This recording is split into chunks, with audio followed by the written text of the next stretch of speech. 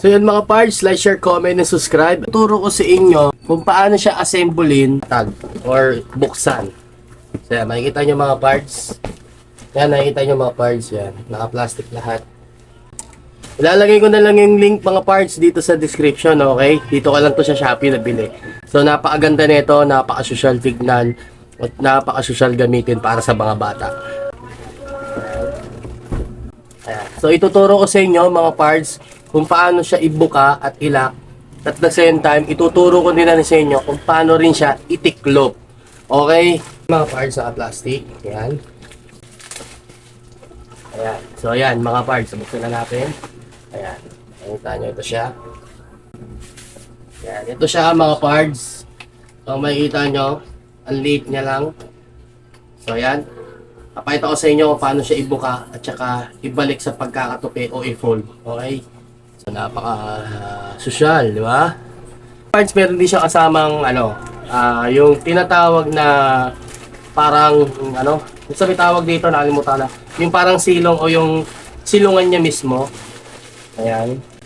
So ito yung para meron siyang protection para sa araw. Okay? Ayan siya. Ayan. Ito rin siya. Ayan. So ito yung parang sapin niya. Ayan. Natin. Ayan. Pag-open natin mga parts, gagano lang natin siya. Ayan. So madali lang siya ibuka. Ayan, ibuka natin.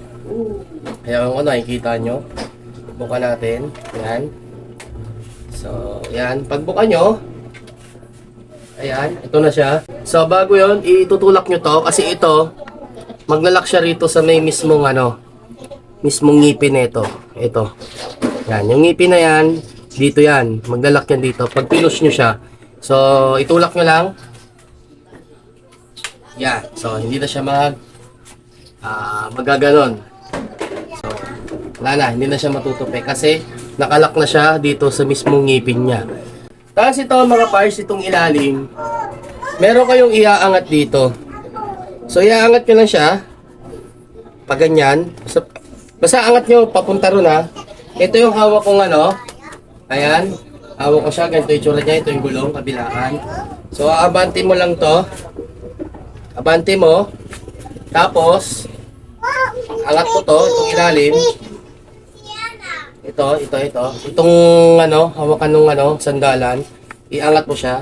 So, ulitin ko. Angat nyo yan. Tapos, hawakan nyo itong sandalan sa likod. Hindi itong mismong handle ha. Dito. Okay? So, angat nyo lang siya ng ganyan. So, ewan ka lang kung nagets nyo. Ayan. Tapos, sasagad nyo pa. Ayan. Basta na ganyan. Tapos, iangat. Once na nakaangat na siya ng ganyan mga parts, nakaganyan na siya, meron siyang lock dito. Ayan. So, ang kulit ng anak ko, naglalaro dito sa ginagawa ko. Meron siyang lock dito mga parts, ayan o. Ayan. Pipindutin nyo yan. Tapos, ito yung magkaklam niyan dito sa mismong lock. Ayan. Pindutin nyo lang to. Long press. Dikit nyo na. So, ayan ko, nakita nyo. Ayan, ulitin ko. Long press, tapos dikit. Tapos bitaw. Ayan, buo na siya. So, ayan, buo na siya mga parts, no? Ayan, ito na siya ngayon. Tapos, meron kayong hatakin para mas humaba pa siya. So, ilo-long press nyo lang tong nasa likod, ito. Dinidiin yan. Diin nyo lang. So, idiin nyo. Hatakin nyo, yan. Tapos, once na naka-long press kayo dito, taas baba. Once na bumitaw kayo dyan, hindi nyo na siya may tataas baba. Tapos may another lock pa siya dito mga parts ito. Yan. Lock nyo yan. Tapos, pwede na siya magamit mga parts. Ano ba mismo niya? Bubong niya kumbaga, shield sa araw. Yan. So, iaangat ko lang to. Ilalagay ko na ng link nito mga parts ha. Hindi po ako sponsor nito. Sadyang nag-content lang tayo. Okay? Yan. Buka natin. Yan. Tapos mga parts, dito yan siya. Meron siyang butas dito, dalawa. So ilalagay lang natin dito yan, mga parts. Susok na lang. Ayan. Ito na itsura niya mga parts. Meron na siyang bubong. Ayan. Shield. Ayan. Kakabit natin mga parts ito. Ito mismo. Ayan. So ayan, lalagyan na natin siya mga parts. Ito siya. Ayan. So, ganito lang paglagay. Ayan. Ganito lang siya mga parts. Napaka-easy lang niya ikabit. Ayan. So, ganyan lang siya mga parts. Iipit nyo lang siya dito. Ayan. Meron siyang ipit dito. Iipit nyo lang. So, pagka naipit nyo na yung mga parts, ganyan na siya. Pero sa akin kasi mga parts, hindi ko na siya ilalagay. Wala na. Kaya mga parts, aalasin na natin. Ayan. Tatanggalin na natin, atakin na natin to. Tapos ipopold. Ipopold na natin. Wala, kulit na mga anak ko. Okay, ito, nakapold. Lagyan na natin dyan. Paano yung hirapan mag-fold nito? Ito na, ituturo ko sa inyo. Ayan. So, meron kayong ilolong press dito, sa likod. Ito, kung makikita nyo. Sa likod mismo ng pipindutin nyo yan. Yan sa lahat na hindi marunong mag-fold Tapos, igaganon nyo lang siya. Utupi. Yan. Tapos, ididiin nyo lang to. Okay? So, pag inopen nyo siya, ganyan. Ganyan. Patakin mo yan, Ayan. Tapos, idikit lang natin dito.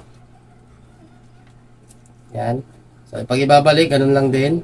Tupi, tupi, tupi. Okay?